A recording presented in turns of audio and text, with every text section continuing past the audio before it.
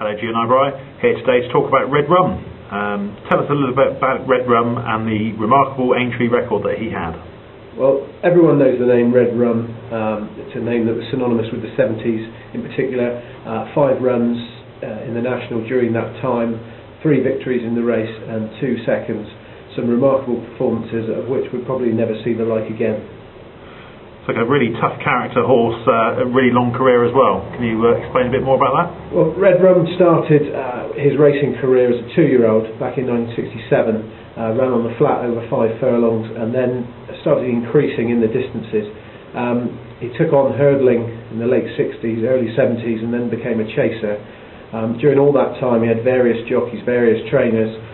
Real tough horse, never missed a season and just ran his heart out. He ran 110 times I think in total, and when you consider that a lot of those races were in the staying chases, in Grand Nationals, in Scottish Grand Nationals and all the races of that type during that time, he's a remarkable performer, a real tough, genuine character.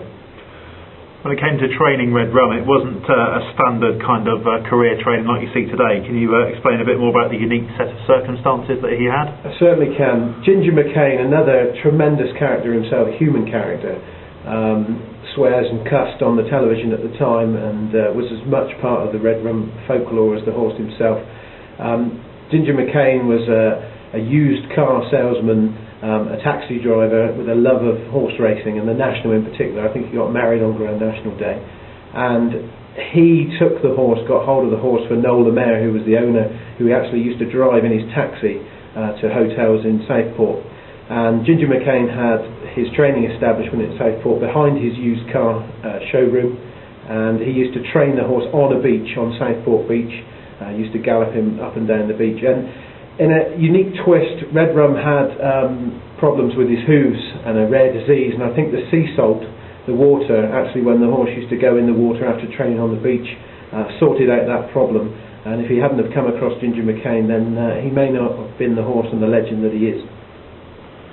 Red Rum means a lot to you on a personal level as well, doesn't it? Well, he does, and from people who gather from these videos that my childhood was brought up with racing, watching racing and watching the Grand National in particular.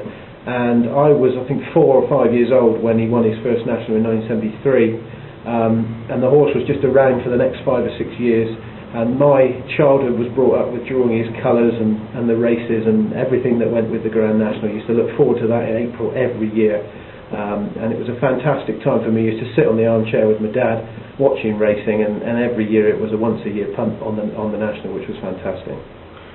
Do you feel that Red Rum took part in the greatest ever National?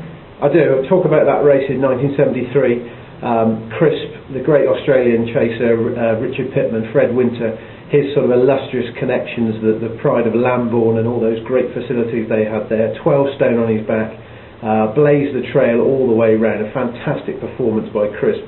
And Red Rum was receiving £23 from him, no less, which was remarkable. And he caught him and he beat him, and in many ways Crisp got all the plaudits where Red Rum didn't. But it was a brilliant Grand National, a quick time, I think record time at the time, and just a fantastic race to watch. I still watch it to this day. And just to close, a little bit about Red Rum the celebrity. Well, during that time in the 70s, when I was growing up, the National was always in trouble. It was always going to be the last ever National during the 70s, and Ladbrokes got hold of it from the then owner Bill Davis, and he was sort of marketing it for the first time via Ladbrokes. And Red Rum became a household name in the time with sort of Kevin Keegan and Barry Sheen and all the sportsmen and women around at the time. And he just really promoted it and keep coming back and running so well.